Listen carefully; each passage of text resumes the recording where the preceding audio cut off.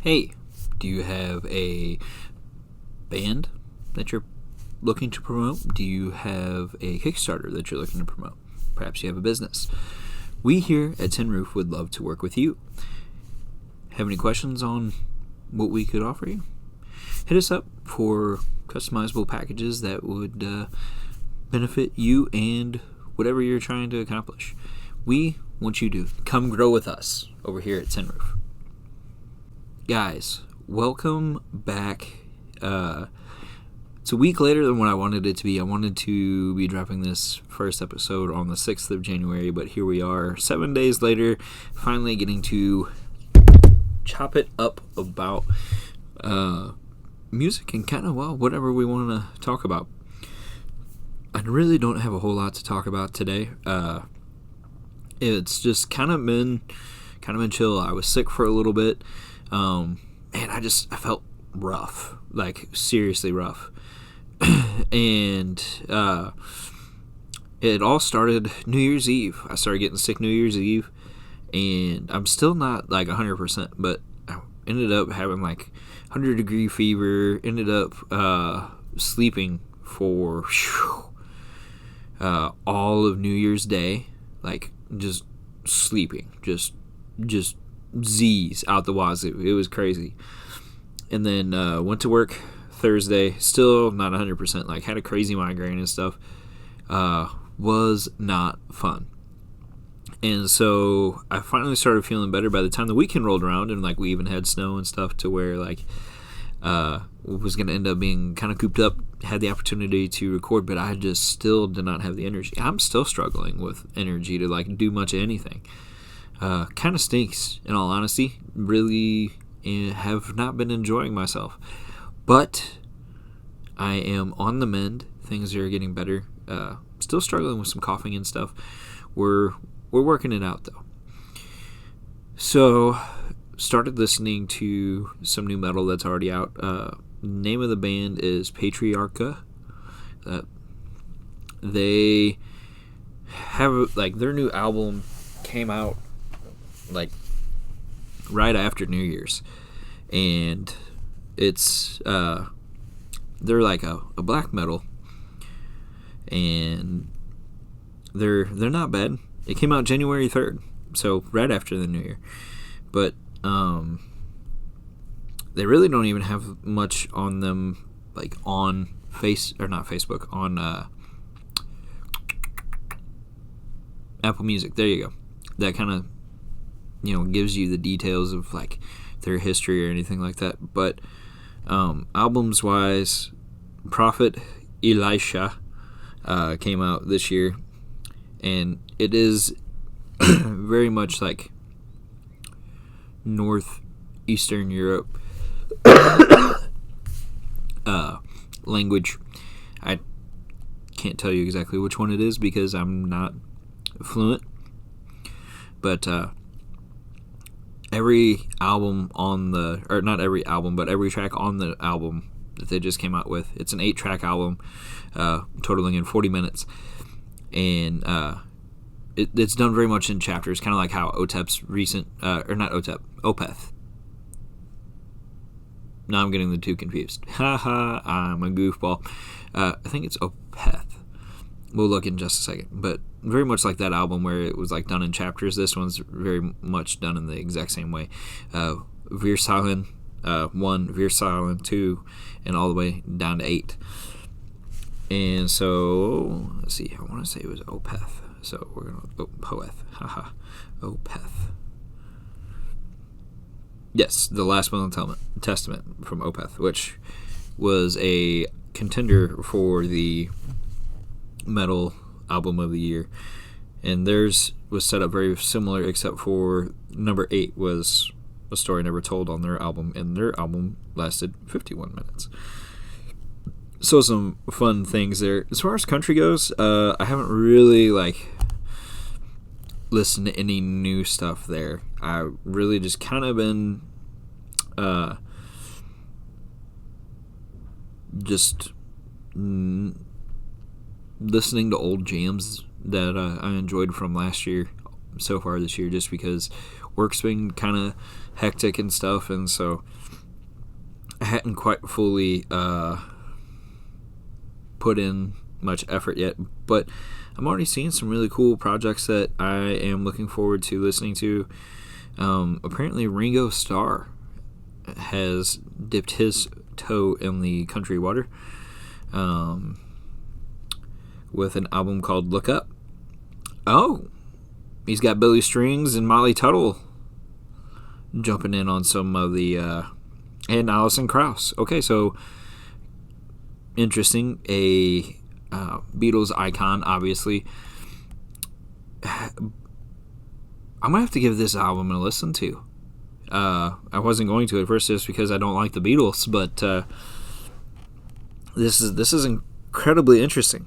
So the short little snippet of whatever from Apple Music kind of reads like this: Beatles icon Ringo Starr may be known for promoting peace and love, but it turns out he can write quite the country tune too. The legendary drummer has traded in his sticks and cymbals for a horse and lasso on Look Up, his first album in 6 years, and a confident play on the tropes of country standards. Produced and co-written by T-Bone Burnett, the album's 11 originals were recorded between Nashville and Los Angeles, and they find Starr showcasing his ability to adapt his unique talents. On songs like Time on My Hands and the Billy Strings-assisted Breathless, Ringo sings of love and love lost, even recruiting cinematic string swells and a pedal steel solo on the former. It conjures images of cold nights around the campfire, endless stargazes, and storytelling sessions, while Ringo Starr uses Look Up to honor the history of this slice of American music. He never shies from his own vision. Okay, very cool. Definitely going to have to listen to it to formulate my own opinion. Definitely interested. But 2025 is looking like it's going to be an amazing year for music. Rumored Sleep Token for 2025. Rumored 3 Inches of Blood. Country-wise, I really don't know who all is getting in the studio, but I just found Zach Top like right at the end of 2024, which I really wish I would have come across him sooner. Big fan now. Big fan. And so, like, 2025 is shaping up to be an awesome year. Welcome to the new year. And I'm excited for, like, what it's going to bring for Tin Roof. However, it seems like I'm going to have to do it without TikTok, which is kind of a bummer because I really have pushed a lot of my focus on TikToks for trying to promote different things that I do, the writing, Tin Roof, my cooking videos, and so on. So it's going to be interesting to see how the loss of TikTok is going to affect bands, podcasts. None of it's good, and I'm extremely bummed. So if you found me because of TikTok, please be sure to find me on Facebook and YouTube and Instagram.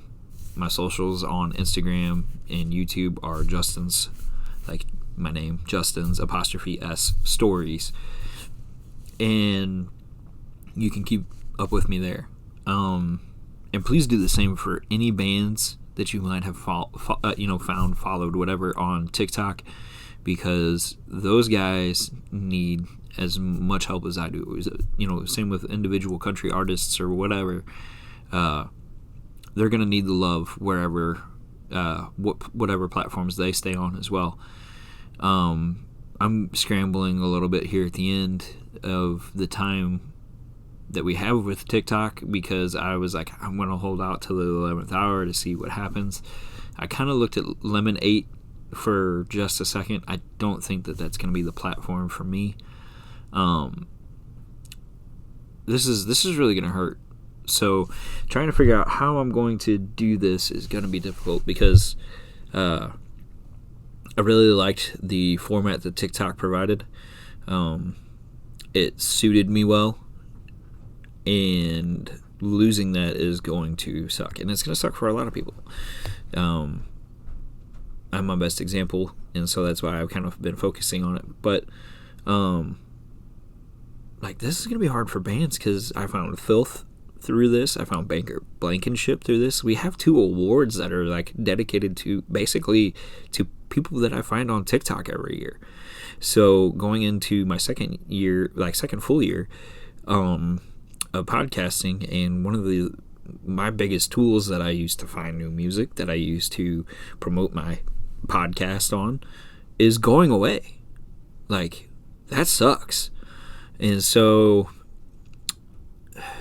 I'm talking about it way more than what I thought I would. Because it's such a bummer.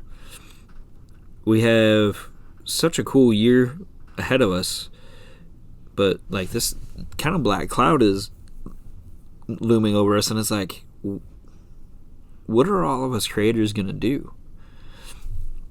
Well, the best of us are gonna find a way to persevere. I'm definitely not one of the best of us, but I'm gonna find a way to persevere and hopefully continue to grow, because last year I saw some growth and I'm super stoked on it.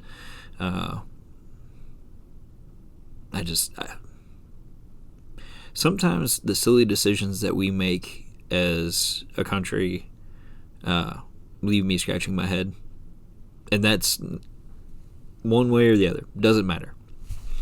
And I hate that we're talking about it, because we could be talking about all different other kinds of cool things that I wanted to discuss. Matter of fact, one of the things that I wanted to discuss kind of does tie in with this, and that is that and I've kind of like somewhat hinted at this before, but going into 2025, one of my main goals is we're going to really focus on positives. We're going to really focus on doing what we can to not talk about stupid stuff. I don't want to waste my time with dumb drama. I don't want to waste my time with the negativity. I really don't. There's no sense in it. So if anybody's involved in like dumb negativity, we're just not going to talk about them. Obviously, if it gets like super crazy and whatnot, I'm probably going to be forced to cover it. But really, I have no interest in talking about just crazy dumb stuff. So if I come across an artist where I'm like, man, this guy's awesome, we're going to talk about him. We different projects coming out from, people that we all know and love. Yeah, we're going to be talking about them. We are going to be focusing on positivity. New dudes like Baker Blankenship need love. Shabuzi needs love. Like, George Strait even still needs love. So we're going to keep things positive. We're going to keep things light. We're going to keep things fun. And that is the promise, the goal for 2025. And I'm stoked on it. Stoked on quite a few things. Something crazy happened that could end up in my first ever sponsorship. I'm not going to count that silly energy drink that I really don't even want to talk about, because that ended up being kind of aggravating. But there's a potential for a sponsorship hanging out there, and it kind of came out of nowhere. And I hope to be able to share some more information with you about it. But basically, if they don't, come on board, I'm not going to mention their name, because that's how good marketing works. And that is something that I learned from a former boss. You gotta know your value. You gotta know how to market yourself and everything else. And that kind of ties back into the TikTok stuff as well, where these bands are gonna have to be able to kind of do that. And I'm gonna do my best to champion different guys that I've come across. And why am I so silly that I can't pronounce one reactor's name? Orion Reacts also does an amazing job of it. And obviously, like Nick Nocturnal and stuff like that, like Twitch is still a thing for guys that can use it and know how to use it. That is not something that is up my alley. I know I cannot survive or thrive in that realm. My platforms that I have built for myself, it just won't work for me. But like those dudes that like that's what they do and that's how they, that's their bread and butter essentially, on top of like TikTok and on top of YouTube and all that other stuff. Good for them. I'm glad you guys are able to figure out how to use Twitch to your advantage. That's just, it's not my realm.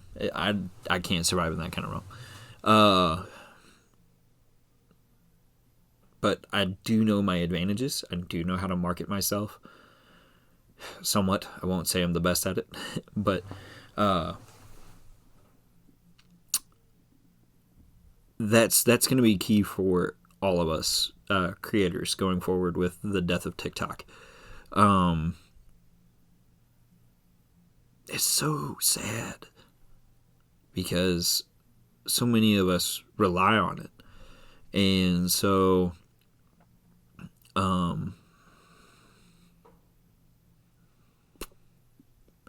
don't even know what to say.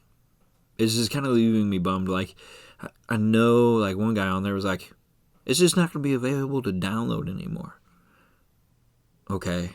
So, that still means no new, like, whoever's on there, the millions of us that are on there, we can have some movement to gain new followers and stuff like that, but you're going to hit a cap. And so then from a marketing standpoint, no money going in, no sense in plugging, new content, new merch, new whatever. And so eventually it's going to die. It might die very quickly. It might die very slowly. Let's bring back MySpace. Like, MySpace was amazing for music. So that would be cool, but probably not going to happen. But if you're listening to this, hey Tom, hear me out, dude. But please continue to search out your own new music. Go to local shows. Let me say it again. Go to local shows. Because local shows are awesome. Matter of fact, I'm going to try to go to one here this next weekend if possible. Only issue is it's a Saturday and I like to be well rested for church, and especially if I'm already fighting like exhaustion issues. I don't know if I'm going to be able to, but next Saturday my buddies from Windmill McLean are playing, and there's even a hardcore band that's going to be playing there with them too. Amarabi's Code, I think is who it is, which I need to check out because I have not listened to them yet. But dude, I love checking out local bands. One of my favorite things to do. That's how I became such a big fan of Tear Out the Heart, and like where the Friday before Christmas tradition started for, the not so special Christmas specials. So that's how you're going to find amazing music, is checking out local bands. Because there's so many great artists out there that we could all champion and start telling people about and sharing through our different social medias and stuff like that. And that's important because that is how music gets around nowadays. And so we need to keep that in mind. Because keeping music alive, even though another social media, giant is essentially somewhat going down, which is so unfortunate, we're going to need to do what we can to keep things going. So we can keep music going, so we can keep content creators like myself going, so we can keep small businesses going.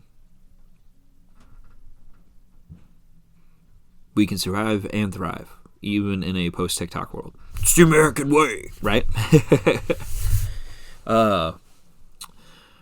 I'm super excited that it's 2025. There's so many good things that can and will come from it. I'm hoping for more growth for me, for others. That's just how things go. I can't think of any projects right off the top of my head that I'm like super, super looking forward to.